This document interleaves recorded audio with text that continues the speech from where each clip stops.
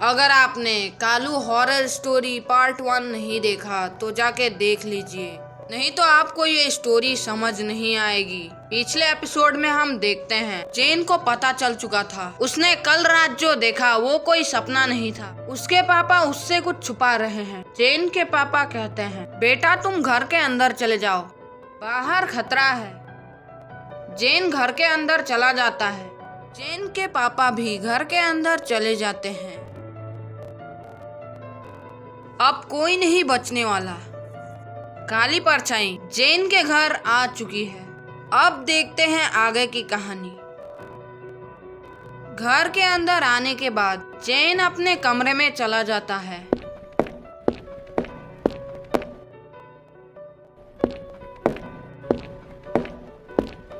जेन अपने रूम के पास पहुंच जाता है और उसका दरवाजा खोल के अंदर चला जाता है। रूम के अंदर पहुंचने के बाद जेन डोर को लॉक कर देता है। इधर जेन के पापा घर के अंदर आ जाते हैं। वो सबसे पहले जेन के रूम के तरफ बढ़ने लगते हैं। रूम के सामने पहुंचकर वो जेन को बुलाते हैं और कहते हैं, बेटा तुम रूम के बाहर मत जाना, बाहर बहुत खतरा है। तुम अपने रूम के दरवाजे को अच्छे तरीके से लॉक कर लो। जेन कहता है, ठीक है पापा। उसके बाद जेन अपने रूम में चला जाता है और अपने रूम का दरवाजा अच्छे से लॉक कर देता है। जेन के पापा घर के सारे लाइट ऑफ करने के बाद सोफे में बैठ के टीवी देखने लगते हैं।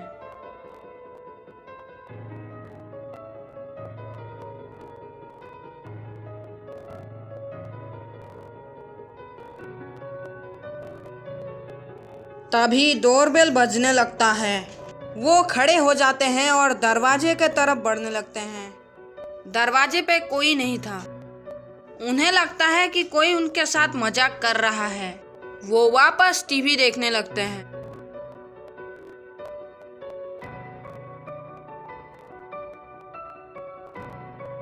तभी उन्हें कुछ महसूस होता है।